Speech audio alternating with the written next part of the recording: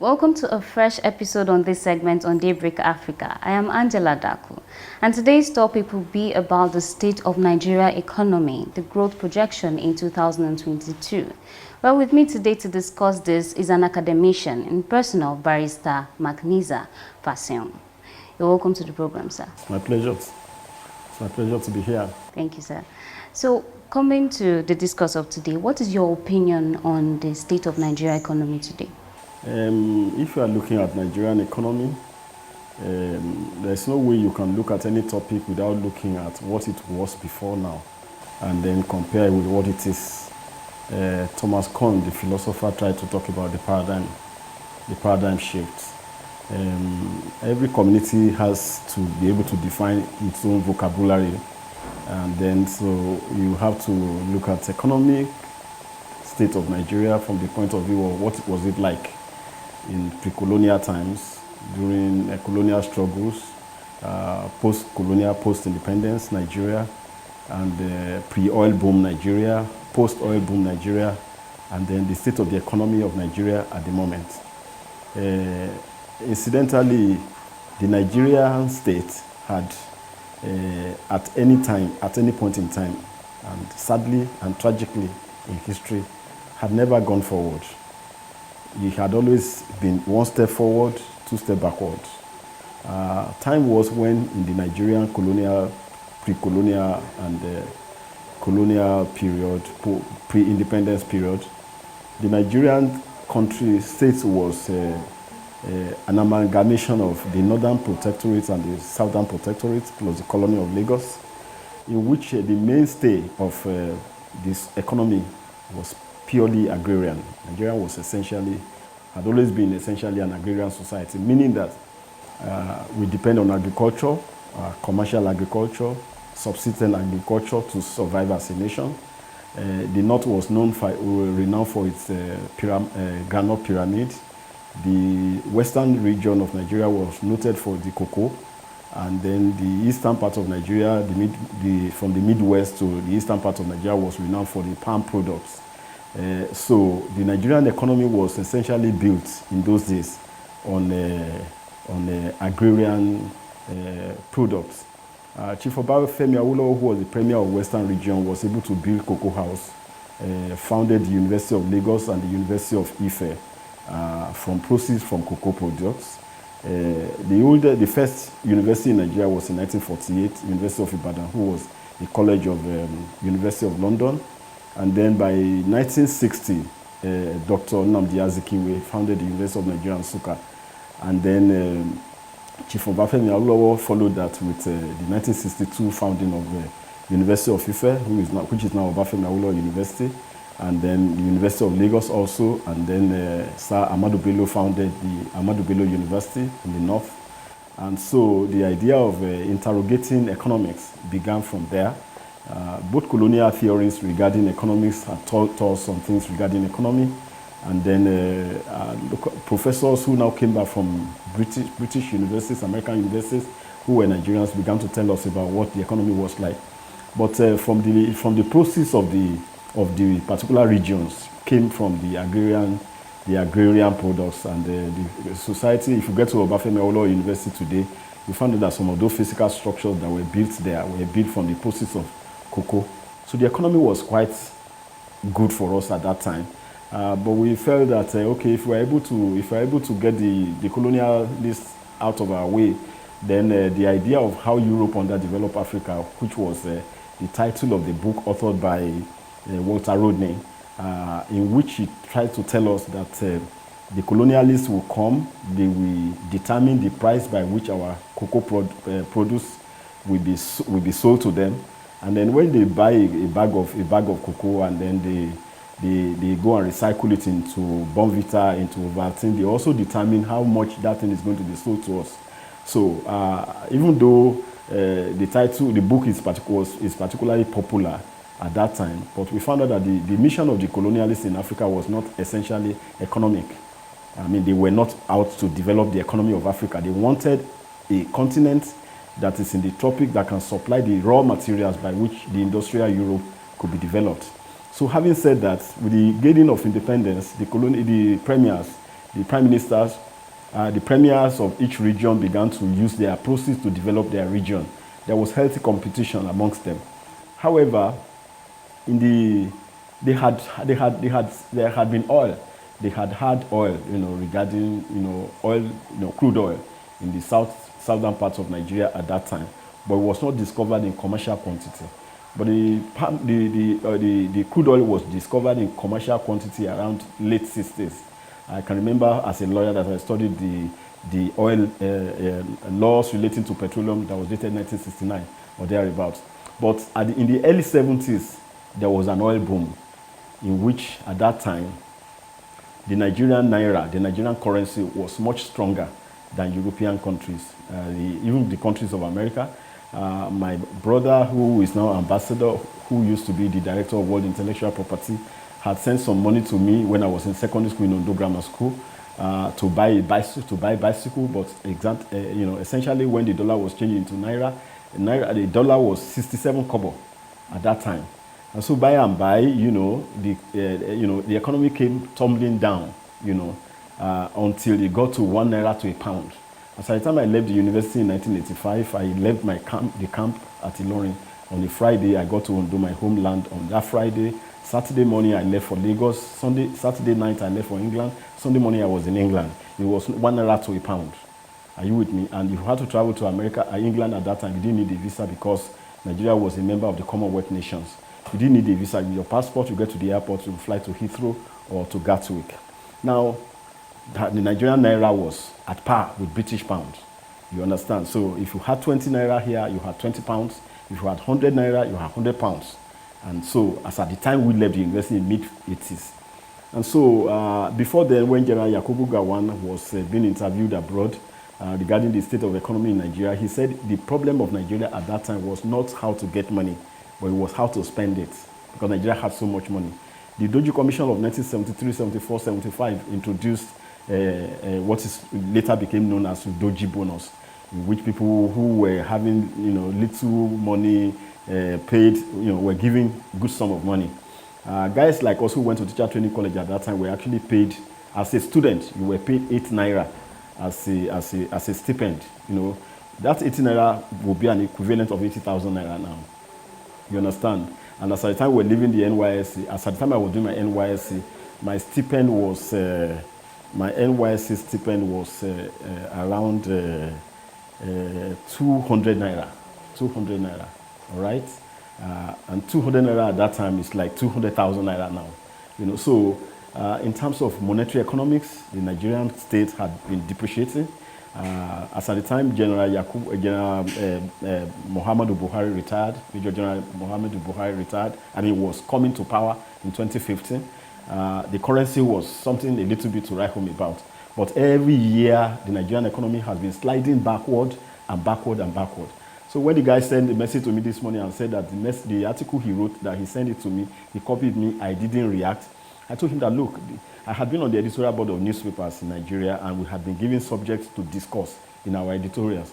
And Nigeria as a subject to me has been a lot of headache, because each time I discuss it, there's nothing cheerful, there's nothing cheering.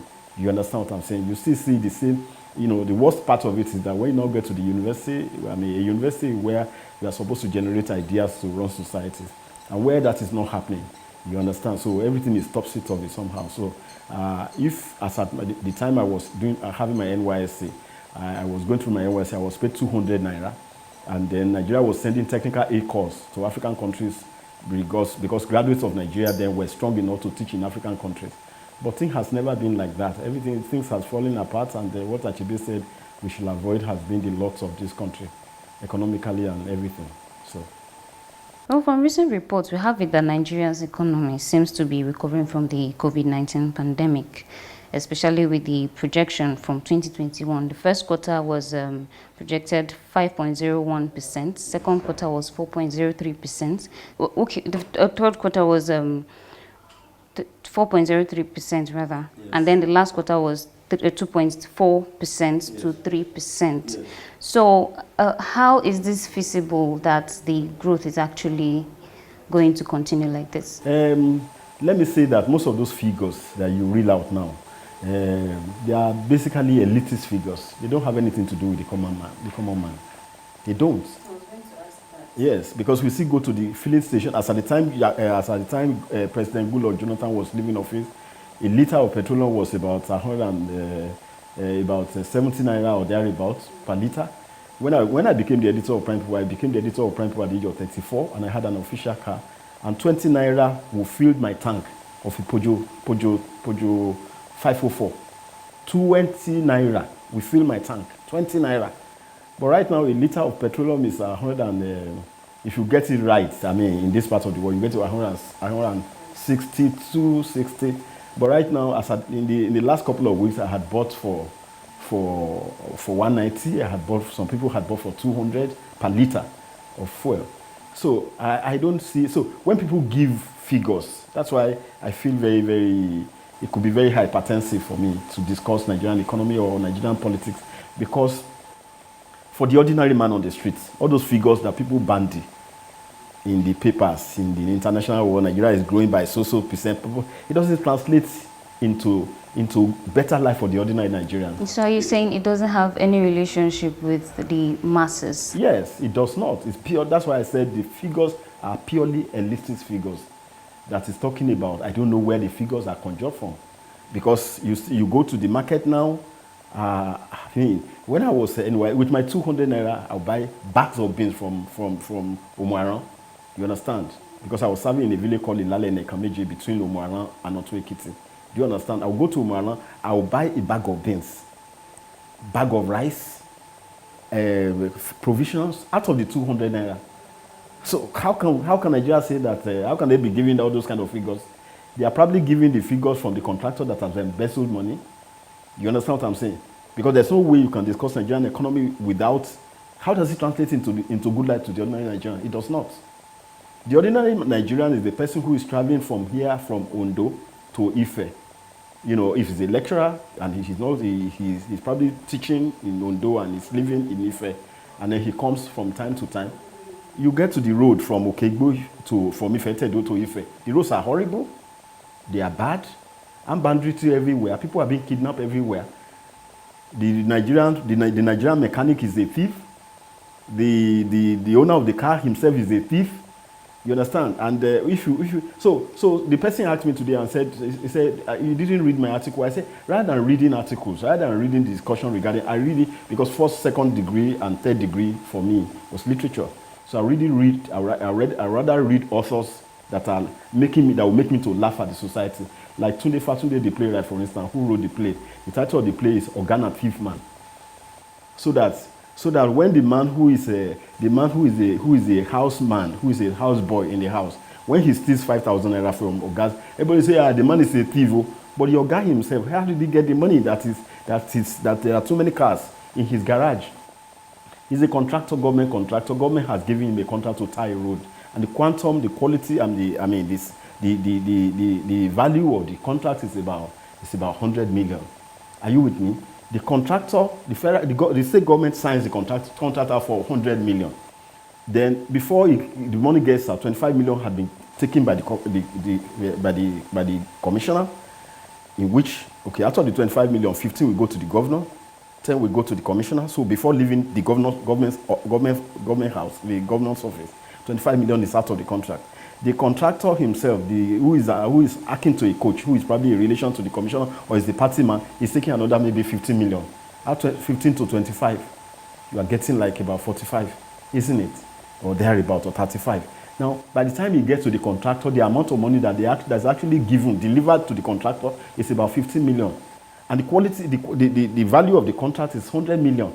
So where the contractor now fails to tar the road, which is supposed to be 100 million, nobody can come back and examine him and say, why did you do that? Because he knew that the quotation for the road was 100 million. And he knew that he was just giving a pottery of 15 million. So if he spends the money anyhow, nobody is going to make him accountable for that, because there's no authority, no moral authority to be able to question that. So the thing is like that.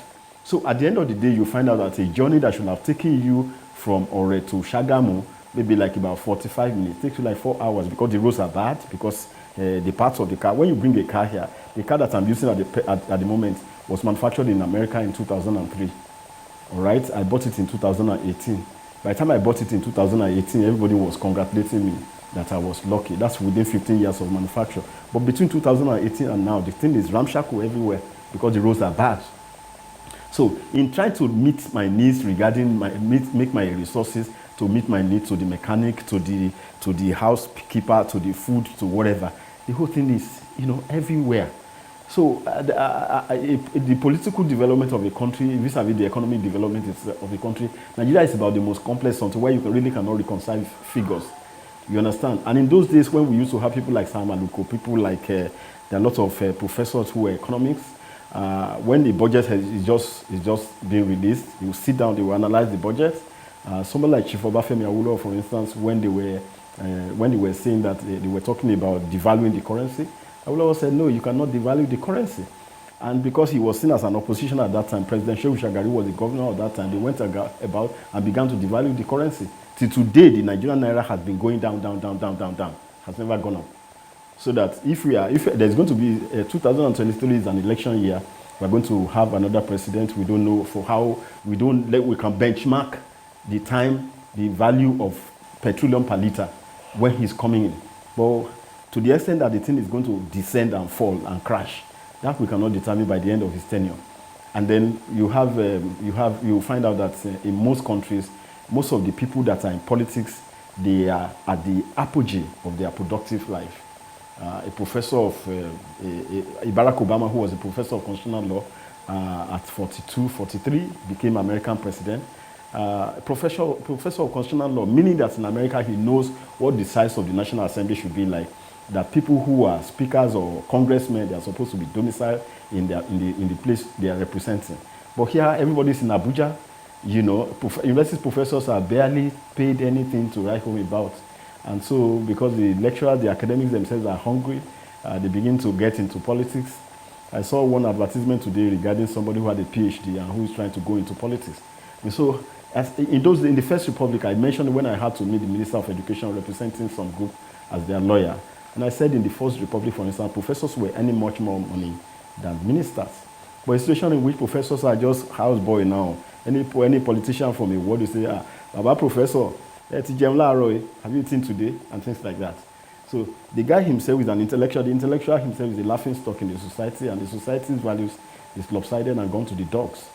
So economically, therefore, you really cannot say you are buying anything that is of value. And then we now get into mediocrity, copycatting, so that when you produce a belt in Onitsha, you are trying to imitate an American designer, but you produce low quality because you want to. I'm believing God that maybe with somebody like Soludo in government, in a state, governor of a state, who made a first class in economics and who had been governor of Central Bank in Nigeria, if he finds himself in government, maybe if he's going to make Onitsha a Taiwan or Dubai of eastern Nigeria, then that can be replicated in other parts of Nigeria, like Awolowo tried to do. When Awolowo was in premier in the West, we have Western Nigerian television, the first in Africa. We had the first stadium, Liberty Stadium in West Africa, the oldest university. By the time we were having University of Ibadan, that is University College of London in Ibadan. The Jews were just becoming a state in 1948. All right, so with somebody like Obafemi Awolowo, who was like a thinker, philosopher, there isn't anything that Plato has written that Awo has not written, really.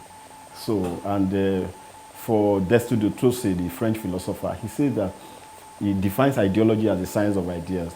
And then he says for there to be an ideology, there must be preponderance of faculty, meaning that people must be thinkers in the society. Today we still have cameras in studios that were manufactured in Britain, in Germany, whatever. When are we going to produce ours? Universities are supposed to be doing research in certain aspects of the camera in electronics to be able to manufacture a locally Nigerian brand. You understand? It is then that we can export, and then we can say we are exporting in global trade. And the last time I came to your studio, I tried to let you people know that there's a difference between oil producing state and an oil bearing state. Nigeria has always been an oil bearing. We have never been oil producing.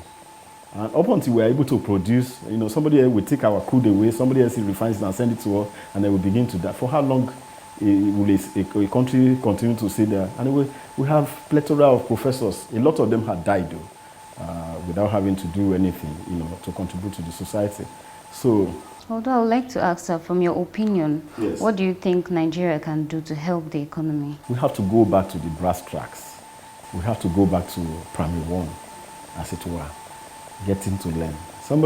I was interviewing somebody, and then he said, I think we're doing promotion, and I was on the panel, and I said, what was the topic? What was the title of your thesis? University, he said, he just graduated. He said, I said, the thesis you wrote, it means you didn't write the thesis. And up till today, for instance, if I'm marking your script in exam and I find out that you don't know the course code or the course title, it's -10 of each. It shows that you were not there. You are not in that exam. And until we have that right kind of attitude that is very, very, very hard on mediocrity, that really can aspire to move forward. Do you understand? So that the person who is, I was traveling from the US to Nigeria. I missed my flight, Turkish Airlines. Then I went through another flight that took me through Togo to Nigeria. When I got to Togo, the Togolese gendarme or whatever was asking me for bribe the moment he saw my passport. I said, is it because I'm Nigerian? I said, something must be wrong with you. So we need rebranding, not in terms of we're making noise. And there is giant of Africa, my foot.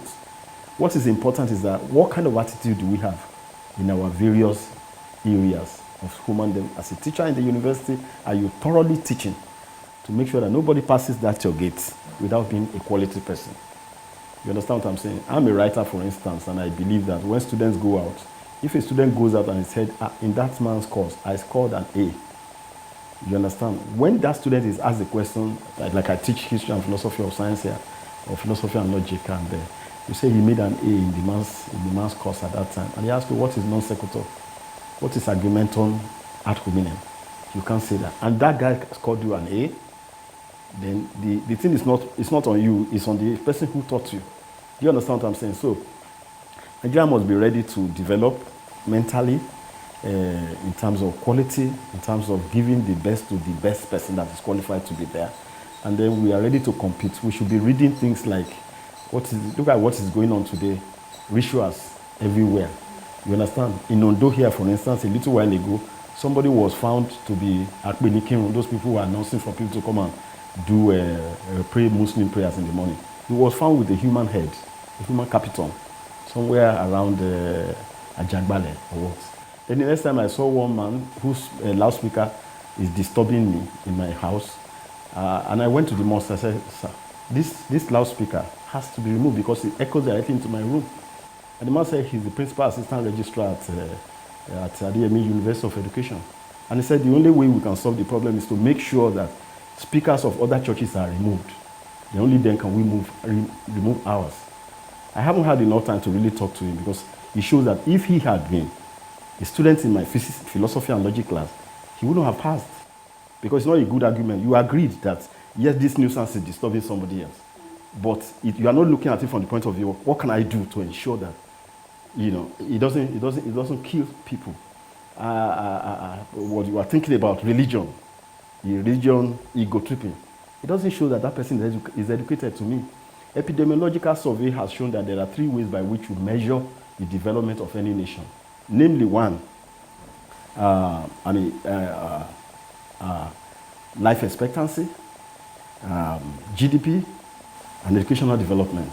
Now, epidemiological survey now says there are 3 things that kill people in Africa, namely malaria, hypertension, and diabetes. And the major way by which people get killed today is hypertension.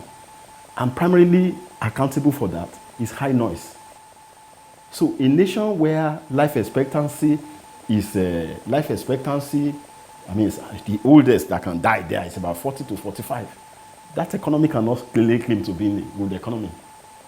Because at the end of the day, human being is the center of any development, political development, economic development. How do the people fare in that kind of environment? So, and we media people, practitioners, and those of us who participate in media like this, as the media is being described by American philosophers as the 4th estate of the realm, meaning that after there is judiciary, there's legislature, there's executive, the next place is the media. Because the responsibility of the media is to hold the government accountable to the people. So if the people are not doing too well, and I can't see people living very nicely, the roads are bad, the ventilation is poor. Religious leaders are noisemakers all over the place. There are loudspeakers everywhere in Nigeria where people cannot sleep. It's a primitive antediluvian stage of human development. So you really cannot say that the people are developed, that they're economically okay. You understand what I'm saying? So economics is not just about having cash in your money. It's not about having money in your bank account or having your external reserve or whatever. It's about how does it translate into good life to the ordinary person. It's only then I feel that people are talking about economics. Because even when you do O-level economics, you are going to talk about labor, factors of production, land, labor, capital, isn't it? And the labor is the human being. So we start thinking about the highfalutin aspect of the economy of a nation from the O-level definition of economics. You understand what I'm saying? And when those things are not available, land is taking over. Almost all the industrial warehouses in Ikeja have become churches. We keep praying to God, and God is not particularly interested in some docile illiterates, anywhere in the world. Thank you so much. You're welcome. Yes. Thank you very much. So we continue to keep our hopes alive as we anticipate a better Nigeria and a better economy in the country. Well, till I come your way next time with an interesting topic, I remain Angela Daku. Enjoy the rest of your day.